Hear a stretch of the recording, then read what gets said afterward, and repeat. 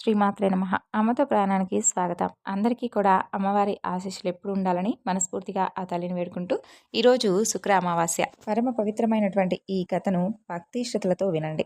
పూర్వం ఒకప్పుడు కైలాసంలో పార్వతీదేవి పరమేశ్వరుని చూసి, ఓ ప్రాణనాథ, భూలోకంలో ఉన్నటువంటి మానవులందరూ కూడా ధనార్జన కోసం ఎడతెరిపి లేకుండా శ్రమపడుతూనే ఉన్నారు. అయినా కూడా వారిలో అతి కొద్ది మంది మాత్రమే ఐశ్వర్యవంతులుగా కావడానికి, అత్యధిక సంఖ్యాకులు దరిద్రులుగా మిగిలిపోయి ఉండడానికి కారణమేమిటి అని అడుగుతుంది. అందుకు సర్వేశ్వరుడు చిరునవ్వు నవ్వుతూ, దేవి, సర్వము కూడా వైభవలక్ష్మీదేవి యొక్క దయను బట్టే ఉంటుంది. సమస్త సంపదలకు, ధన ధాన్యాదులకు ఆవిడే అధినేత. కాబట్టి ఎవరైతే ఈ సత్యాన్ని తెలుసుకొని ఆ వైభవలక్ష్మి యందు భక్తి కలిగి సదా ఆమెను ఆరాధిస్తూ ఉంటారో, వైభవలక్ష్మి యొక్క వ్రతాన్ని ఆచరిస్తూ ఉంటారో, వారి పట్ల మాత్రమే ఆ తల్లి యొక్క కృపాకటాక్షాలు ప్రసరింపబడతాయి. అలా ఆమె దయకు పాత్రులైన వారు మాత్రమే తమ కృషిలో విజయులై అఖండ వైభవాలను సాధించగలుగుతారు. ఎవరైతే ఆమెను తృణీకరించి ఆమె అనుగ్రహాన్ని విస్మరించి అంతా కూడా కేవలం వారి యొక్క స్వయం కృషేనని విర్రవీగుతూ ఉంటారు చూడు, అలా ఎవరైతే వైభవలక్ష్మి స్వరూపమైనటువంటి ధనాన్ని ఏసరించుకుంటూ ఉంటారో వాళ్ళు ఏనాటికి కూడా ధనవంతులు కాలేరు. వారు చేసినటువంటి కష్టమంతా కూడా వృధా అయిపోతుంది. కాబట్టి ఎవరైతే ధనవంతులు కావాలనుకుంటున్నారో వారు అవశ్యం ఆ యొక్క వైభవలక్ష్మి వ్రతాన్ని ఆచరించాలి. అప్పుడే ఆమె కరుణకు పాత్రులై అఖండ సిరి సంపదలతో రాజ వైభోగాలతో తులతూగుతారని చెబుతాడు. అప్పుడు పార్వతీదేవి, అవునా ఓ ప్రభు, మరి ఆ వైభవలక్ష్మి ఎవరు? అసలు ఆమె చరిత్ర ఏమిటి? ఆ యొక్క వ్రత మహత్యం ఏమిటి? నాకు పూర్తిగా సెలవివ్వండి అని వేడుకుంటుంది. అప్పుడు పరమేశ్వరుడు మరలా ఈ విధంగా చెప్పసాగాడు. ఓ దేవి, అత్యంత పుణ్యదాయకమైనటువంటి వైభవలక్ష్మి వ్రతాన్ని చెప్తాను, శ్రద్ధగా విను అంటూ ఈ విధంగా చెబుతాడు. పూర్వం ఒకప్పుడు భృగు మహర్షి ఆ యొక్క పరాశక్తి కోసమై తపస్సు చేశాడు. అందుకు ఆ తల్లి సంతోషించి ఆ మునికి ప్రత్యక్షమై ఏం వరం కావాలో కోరుకోమని అడిగింది. అప్పుడు భృగు మహర్షి ఆమెకు నమస్కరించి, ఓ తల్లి, ఈ ప్రపంచం మొత్తం 3 ముఖ్య అవసరాలు శక్తి, యుక్తి, భుక్తి అనే వాటిపైన నడుస్తూ ఉంది. మహామయమైనటువంటి నీ శక్తి కళ పార్వతి అయి పరమేశ్వరుడికి అర్ధాంగిగా సేవింపబడుతుంది. ఇక నీ విద్యా కళ సరస్వతి అయి బ్రహ్మతో మసులుతుంది. ఇక స్థితికారకమైనటువంటి నీ యొక్క వైభవ కళతో నా కుమార్తెగా జన్మించమ్మా అని వేడుకుంటాడు. ఆ తల్లి అతని కోరికను మన్నిస్తుంది. తత్ఫలితంగా పరాశక్తి యొక్క సంపత్కల భృగువుకు వైభవలక్ష్మిగా అవతరిస్తుంది. భృగు మహర్షి ఆమెను శ్రీ మహావిష్ణువుకిచ్చి వివాహం జరిపిస్తాడు. శ్రీహరి కోరికపై ఆ భార్గవీదేవి దేవతలందరికీ కూడా ఎనలేనటువంటి సంపదలను, వైభవాలను సంతరించి స్వర్గలక్ష్మిగా వాసికెక్కింది. కానీ ఐశ్వర్య మత్తతో ఇంద్రుడు చేసినటువంటి ఒకానొక దోషానికి గాను దూర్వాసుడు ఇచ్చినటువంటి శాప కారణంగా ఆ వైభవలక్ష్మి దూరమైపోయింది. ఇంద్రుడు దరిద్ర పీడితుడై శ్రీ మహావిష్ణువును ఆశ్రయించాడు. భార్యా విరహతప్తుడైనటువంటి శ్రీ మహావిష్ణువు కూడా ఆలోచించి లక్ష్మీమయమైనటువంటి క్షీరసాగరాన్ని మదించడం వల్లనే పునఃకలుగుతుందని చెబుతాడు. ఆ కారణంగా దేవాసురుడు మందరగిరిని కవ్వంగాను, పాసుకి అనే మహాసర్పాన్ని కవపుత్రాటిగాను అమర్చి క్షీరసాగరాన్ని మదించగా వైభవలక్ష్మి ఆ సముద్రం నుండి ఆవిర్భవించి లోకాలను కరుణించింది. ఆ సమయంలో ఇంద్రాది దేవతలు చేసినటువంటి ప్రార్థనలను మన్నించి ఆ తల్లి 8 మూర్తులై ఆదిలక్ష్మి, ధాన్యలక్ష్మి, ధైర్యలక్ష్మి, రాధ్యలక్ష్మి, సంతానలక్ష్మి, విజయలక్ష్మి, విద్యాలక్ష్మి, ధనలక్ష్మి, ఈ యొక్క 8 మూర్తులలో సర్వశ్రేష్టమైనదే ధనలక్ష్మీదేవి. ఆమె ఐశ్వర్యలక్ష్మి, వైభవలక్ష్మి అని పిలుస్తారు. సర్వ ఐశ్వర్యప్రదాయిని అయినటువంటి ఆ తల్లి మహాభిమాని. ఆమె యందు కొంచెం కూడా అపచారం జరిగితే ఆ తల్లి అస్సలు మన్నించదు. అందుకు ఉదాహరణగా నీకొక కథ గురించి చెబుతాను, విను. పూర్వం త్రిమూర్తులలో ఎవరు సాత్వికులో పరీక్షించేందుకై ఋషులందరూ కలిసి లక్ష్మీదేవి తండ్రి అయినటువంటి భృగువును నిర్దేశించారు. తత్కారణంగా ముందుగా సత్యలోకానికి వెళ్ళినటువంటి భృగువుకు అక్కడ అవమానం ఎదురవుతుంది. తన రాకను పట్టించుకున్నందుకు ఆ మహర్షి బ్రహ్మదేవుని శపించి కైలాసానికి వచ్చాడు. అక్కడ కూడా పార్వతీ పరమేశ్వరుడు అతని రాకను గమనించకుండా ఏమీ ఎరుగని వారి వలె సరస సల్లాపాలలో మునిగున్నారు. అది చూసినటువంటి భృగువు పట్టరానంత కోపంతో అక్కడి నుండి వైకుంఠానికి చేరుకున్నాడు. అక్కడ లక్ష్మీనారాయణులు ఇద్దరూ కూడా పాచికలాటలో ఉండిపోయి భృగువును గమనించలేదు. అందుకు ఆ మహర్షి పట్టరానంత కోపంతో శ్రీ మహావిష్ణువు యొక్క వక్షస్థలం పైన తన్నాడు. అయినా విష్ణువు కోపించకుండా అతి శాంతంగా ఆ మహర్షిని ఆరాధించి శాంతపరిచి పంపించేశాడు. కానీ అందు నిమిత్తమైనటువంటి ఆ లక్ష్మీదేవి అలిగింది. తన నివాస స్థానమైనటువంటి విష్ణు వక్షస్థలాన్ని తన్నినటువంటి ఆ భృగువును శిక్షించకుండా వదిలివేసినటువంటి శ్రీహరి మీద కూడా అలిగి వైకుంఠాన్ని వదిలినటువంటి ఆ తల్లి అక్కడి నుండి వెళ్ళిపోయింది. ఆ విధంగా వైకుంఠాన్ని వదిలి భక్తుల మీద ప్రేమతో భూలోకానికి విచ్చేసి కొల్హాపురం నందు ఉంది. ఓ పార్వతి, భక్త సులభ, అత్యంత కరుణామయి అయినటువంటి ఆ తల్లి లీలలు ఎన్ని చెప్పినా కూడా తనివి తీరవు. మరొక ఉదాహరణగా ఒక కథ చెబుతున్నాను విను. చాలా కాలం క్రితం ప్రతిష్టానపురంలో శీల, సుశీల, గుణశీల, విశాల అనే నలుగురు అక్కా చెల్లెలు ఉండేవారు. శ్రీ వైభవ లక్ష్మీదేవి యొక్క భక్తులైనటువంటి ఆ నలుగురు కన్యలకు ఆ ఉన్న ఊరిలోనే ఉన్నతమైనటువంటి వంశస్థులైనటువంటి నలుగురు యువకులతో వివాహాలు జరిగాయి. ఆ పిల్లల అదృష్టవశాత్తు వారి భర్తలు నలుగురు కూడా వివిధ వివిధ రకాల వృత్తుల ద్వారా చక్కని సంపాదనలు కలిగి ఆస్తిపరులై ఆరోగ్యవంతులై విరాజిల్లుతూ ఉండేవారు. అయితే రాను రాను వారిలో అహంకారం తలెత్తింది. దైవచింతన తగ్గింది. వైభవ లక్ష్మీదేవి అనుగ్రహం వల్ల వారికి అదంతా కూడా సంప్రాప్తిచ్చింది అనే విషయాన్ని విస్మరించి అంతా కూడా కేవలం వారి యొక్క సొంత ప్రయోజనాత్మకమే అన్నట్టుగా మెసులుకున్నారు. మహాపండితుడైనటువంటి శీలభర్తకు తన యొక్క పాండిత్యం వల్లనే ప్రపంచం తనను గౌరవిస్తుందనే భావన కలిగింది.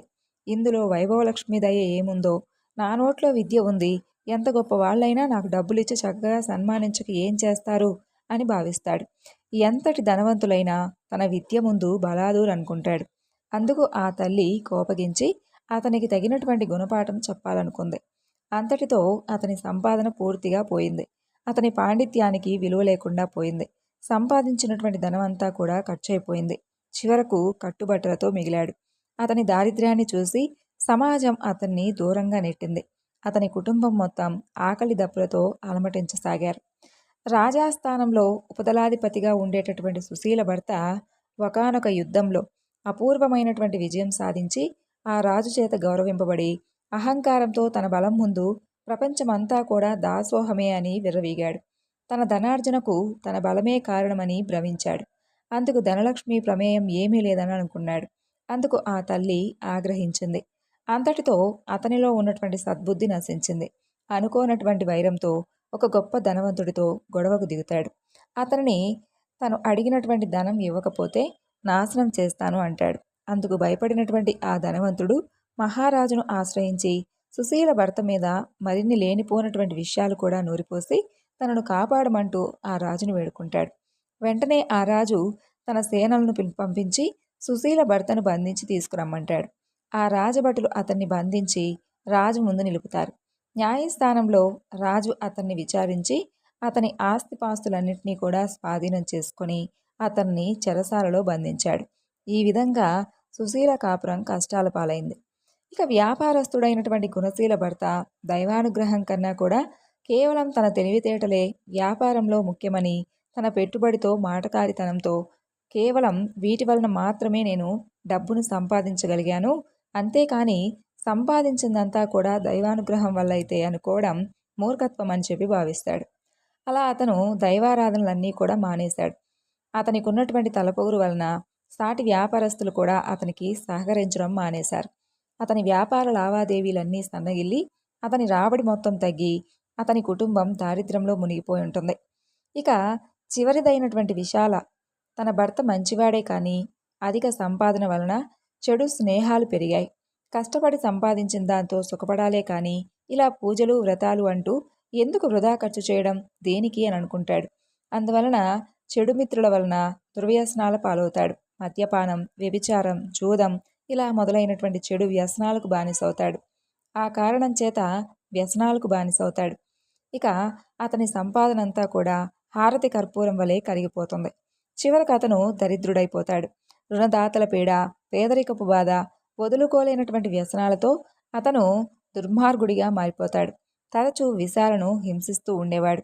అయినా ఆ నలుగురు అక్క చెల్లెలు మాత్రం ఏదో ఒకనాటికి ఆ జగన్మాత అయినటువంటి వైభవలక్ష్మీదేవి తమను తప్పకుండా అనుగ్రహిస్తుందని, తమ భర్తలను మంచి దారిలో పెట్టి తమకు పూర్వ వైభవాన్ని కలిగిస్తుందని నమ్మేవారు. తాము పస్తులు ఉండినా పర్వాలేదు, తమ బిడ్డలకైనా రవ్వంత ఆహారాన్ని ప్రసాదించమంటూ పదే పదే ఆ లక్ష్మీదేవిని ప్రార్థించేవారు. అందుకు ఆ అమ్మవారికి వారిపై దయ కలుగుతుంది. ఒకనాడు ఆ నలుగురు సోదరీమణులు కలిసి తనను ప్రార్థిస్తున్నటువంటి శుభ సందర్భంలో ఆ యొక్క వైభవ లక్ష్మీదేవి ఒక వృద్ధ స్త్రీ రూపంలో వచ్చి వారిని పలకరించి ఇలా చెప్పసాగింది. పిల్లలు, మీ భక్తి ప్రపత్తులను చూస్తుంటే నాకు చాలా ఆనందంగా ఉంది. ఏ వైభవలక్ష్మి అనుగ్రహానికి మీరు ఈ విధంగా విపరీతంగా ఆవేదన పడుతున్నారో ఆ వైభవలక్ష్మి ప్రసాదం అతి త్వరగా సిద్ధించేటటువంటి మార్గం గురించి చెబుతాను.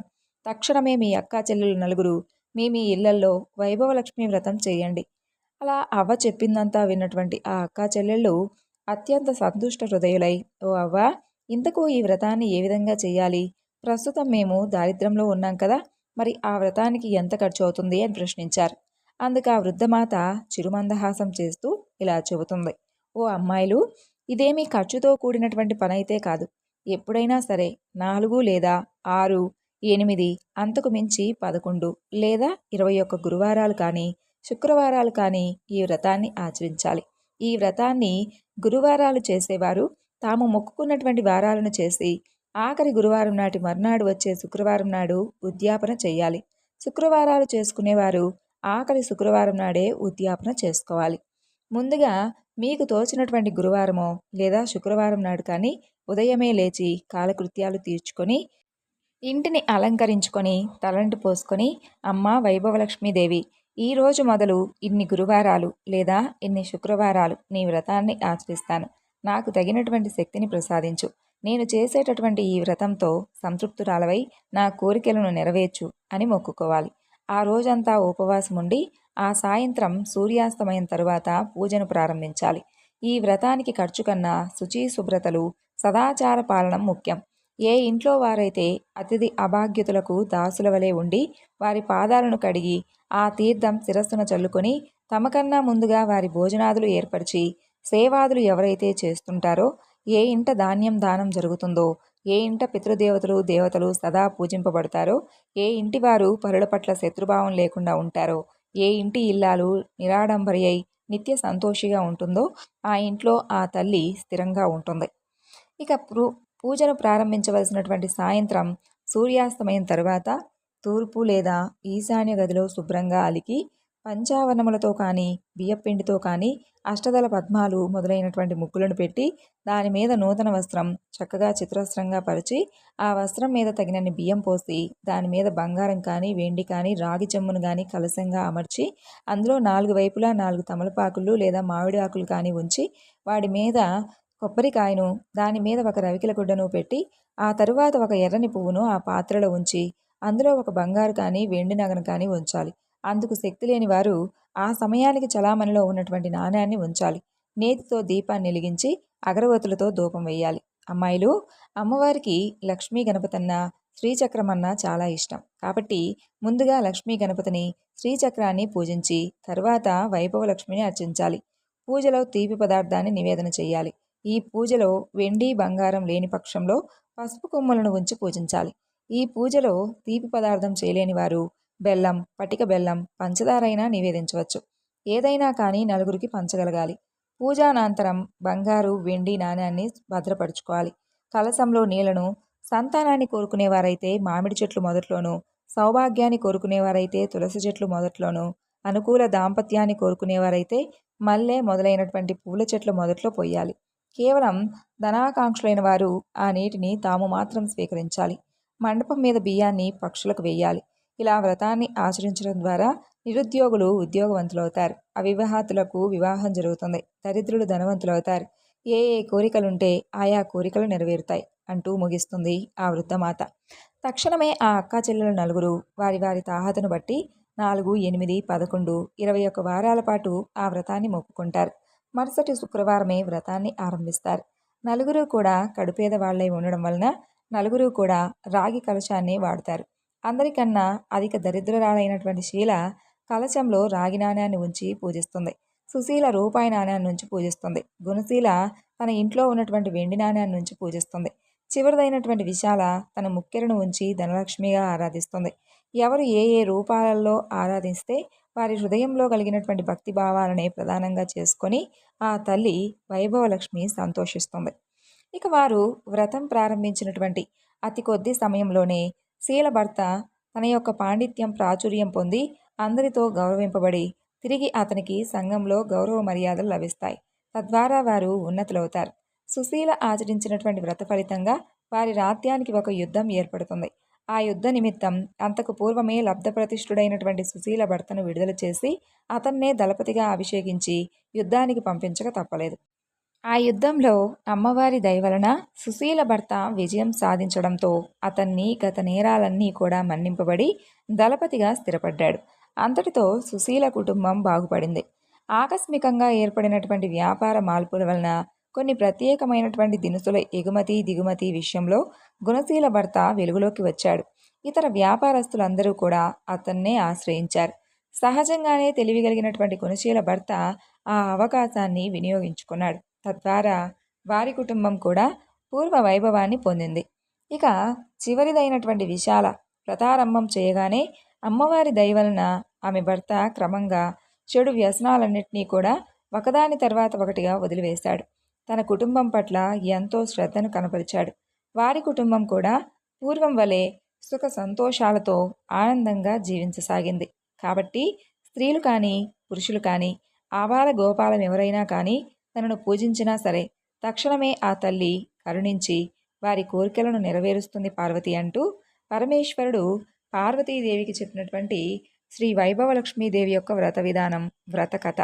ఇక ఈ యొక్క వ్రత కథను, పూజా వివరణను అంతా విన్నటువంటి ఆ పార్వతీదేవి పరమేశ్వరుడికి నమస్కరించి, స్వామి, మీ దయ వలన ఆ వైభవలక్ష్మీదేవి యొక్క చరిత్ర, వైభవలక్ష్మీదేవి యొక్క వ్రత కథ విన్నాను. చాలా సంతోషం, ఆనందదాయకం అంటూ ఆ తల్లి మురిసిపోయింది. ఇది వైభవలక్ష్మీదేవి యొక్క వ్రతకథ. ఇప్పుడు మహాలక్ష్మీదేవి చేసినటువంటి ఒక గొప్ప లీల గురించి తెలుసుకుందాం. పూర్వకాలంలో కళింగ అనే దేశంలో వెంకటాచారి అనేటటువంటి ఒక కంసాలివాడు ఉండేవాడు. అతను తన పనిలో ఎంతో నైపుణ్యం చెందినవాడిగా గొప్ప పేరును తెచ్చుకుంటాడు. వెంకటాచారి, అతని భార్య సుమతి ఎంతో దైవభక్తులు. ఆ దంపతులకు 2 ఆడపిల్లలు. వారి పేర్లే శారద, నీరజ. వారు చక్కగా చదువుకుంటూ తల్లికి చేదోడు వాదోడుగా ఉండేవారు. వెంకటాచారి నైపుణ్యం కలవాడే కానీ ఎప్పుడూ ఏమాత్రం ఎలాంటి కల్తీకి పాల్పడకుండా ఎంతో చక్కగా నిజాయితీగా పనిచేసుకుంటూ ఉండేవాడు. మిగిలినటువంటి తోటి కంసాలుడు కక్కుర్తిపడి కల్తీ చేసి తక్కువ సొమ్ముకే పనులొప్పుకొని చేసేవారు. దానివలన వెంకటాచారికి ఆదాయం అంతా ఎక్కువగా ఉండేది కాదు. ఏదో వచ్చినటువంటి సొమ్ముతో కాలం గడుపుకుంటూ వచ్చేవాడు. అలా రోజులు గడుస్తూ ఉండగా పెద్ద కూతురికి వివాహ వయసు వస్తుంది. నెమ్మదిగా సంబంధాలు వెతకటం మొదలు పెడతాడు. కానీ ఎక్కడా ఏదీ కుదరలేదు. వెంకటాచారి పక్క ఇంట్లో కృష్ణశర్మ అనే పురోహిత కుటుంబం ఉండేది. కృష్ణశర్మ భార్య పేరు రుక్మిణి. రుక్మిణి, సుమతి చక్కగా ఎంతో స్నేహితులుగా ఉండేవారు. కృష్ణశర్మ, రుక్మిణి దంపతులకు పద్మప్రియ అనే కుమార్తె ఉండేది. ఆమె వయసు సుమారు 7 సంవత్సరాలు. ప్రతిరోజు కూడా వారింట్లో పూలను కోసుకొని సుమతికి తీసుకొని వచ్చి ఇచ్చేది. అంతేకాకుండా రోజులో 1 గంటైనా వారింట్లో గడిపి వెళ్ళేది. వెంకటాచారి పెద్ద కుమార్తె శారద పెళ్లి ఎంతకు కూడా నిశ్చయం కాకపోవడంతో ఆ దంపతులకు ఎంతో బెంగ పట్టుకుంటుంది. ఒకనాడు కృష్ణశర్మ భార్య అయినటువంటి రుక్మిణి సుమతితో 1 వారం రోజుల పాటు రుక్మిణి కళ్యాణం పారాయణ చేయమని చెబుతుంది. ఆ విధంగా శారద పారాయణం చేయగానే ఆ మరునాడే మంచి వరుడితో వివాహం నిశ్చయమవుతుంది. ఇక వివాహానికి కావలసినటువంటి సొమ్ము సేకరించి పెట్టుకోవడం, అదే పనిలో పడ్డాడు వెంకటాచారి. ఇన్నాళ్ళుగా కంసాలి వృత్తి చేస్తున్నా కూడా కూతుర్లకు కనీసం బంగారు గాజులు కూడా చేయించలేకపోయానే అని బాధపడుతూ ఉంటాడు. సుమతి రోజు ఉదయాన్నే పూజ చేసేటప్పుడు శ్రీ మహాలక్ష్మీదేవిని అనేక స్తోత్రాలతో పూజిస్తూ ఉండేది. అలా వివాహం దగ్గర పడుతుందని, దయచేసి వివాహానికి కావలసినటువంటి సొమ్మును సమయానికి అందివచ్చేలా అనుగ్రహించమ్మా అంటూ ఆ తల్లిని అనేక రకాలుగా ప్రార్థిస్తూ ఉండేది. అలా రోజులు గడుస్తూ ఉండగా ఒకనాడు పద్మప్రియ రోజులాగానే పువ్వులను తీసుకుని ఉదయం పూజా సమయానికి సుమతి ఇంటికి రాలేదు. రోజూ తప్పకుండా వచ్చే పిల్ల ఈరోజు ఇంకా రాలేదేమిటా అని సుమతి ఆలోచిస్తూ ఉండగా గుమ్మంలో గజ్జల చప్పుడు వినిపిస్తుంది. పద్మప్రియ చెంగున రానే వస్తుంది. రావడానికి ఆలస్యమైందని చెబుతూ పువ్వులను తీసి సుమతి చేతిలో పెడుతుంది. ఆ రోజు పద్మప్రియ ప్రతిరోజు కంటే కూడా అందంగా ఎంతో తేజస్సుతో కనిపిస్తుంది సుమతికి.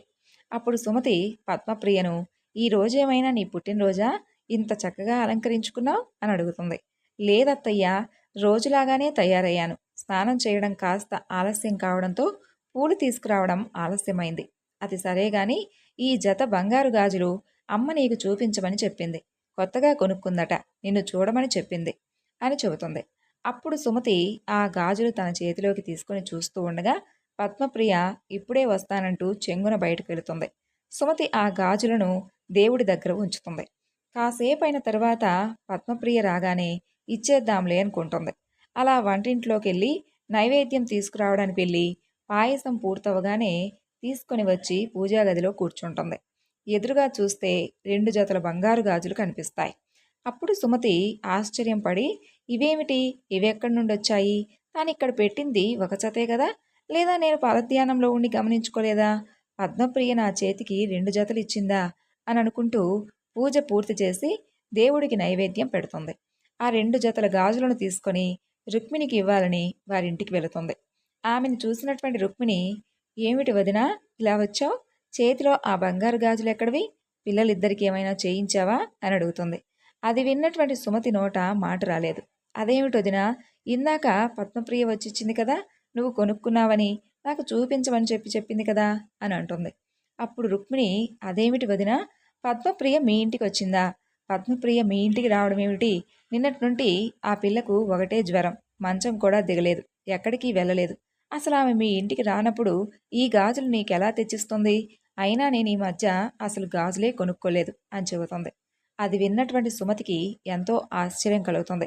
మరి ఇందాక నాకు ఈ గాజులు ఇచ్చింది ఎవరు, పద్మప్రియ రూపంలో వచ్చింది ఎవరు, ఆ గాజులను మరీ మరీ నాకు ఇచ్చి మరీ వెళ్ళిందెవరు అని ఆలోచిస్తూ ఉండగా వచ్చింది సాక్షాత్తు ఆ మహాలక్ష్మీదేవి అని చెప్పి తోస్తుంది. ఆ విషయమే రుక్మిణితో చెబుతుంది. వారిద్దరూ కూడా ఎంతో ఆశ్చర్యపోతారు, మరెంతో ఆనందపడతారు. జరిగినటువంటి విషయమంతా వారి వారి భర్తలకు చెబుతారు. వెంకటాచారి దంపతుల సంతోషానికి అంతే లేదు.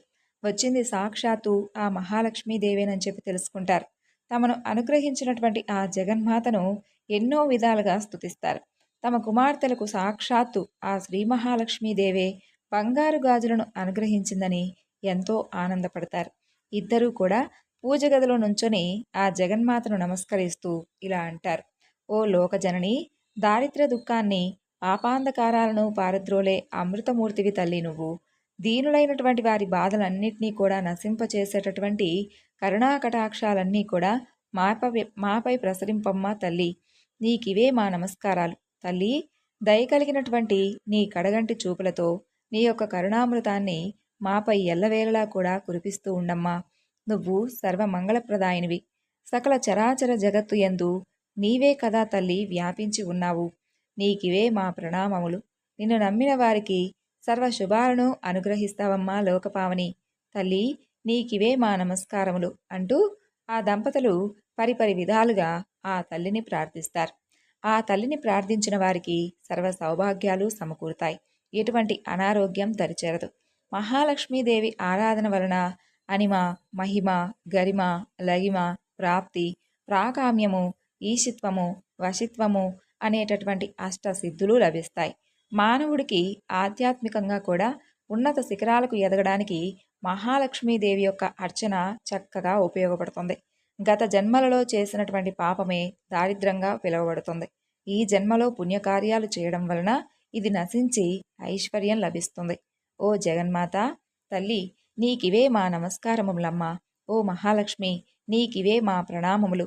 జగజ్జనని, ఆదిపరాశక్తి అయినటువంటి జగన్మాత అయినటువంటి ఓ మహాలక్ష్మి, నీకివే మా నమస్కారములు అంటూ ఆ తల్లిని వేవేలగా నమస్కారములు చేస్తూ ఆ దంపతులు అప్పటి నుండి చక్కగా వారి వారి కుమార్తెలకు వివాహాలు జరిపించి బ్రతికి ఉన్నంతకాలం ఆ మహాలక్ష్మీదేవినే చక్కగా ఆరాధిస్తూ ఆనందంగా వారి జీవితాన్ని కొనసాగించి చివరికి ముక్తిని పొందారు.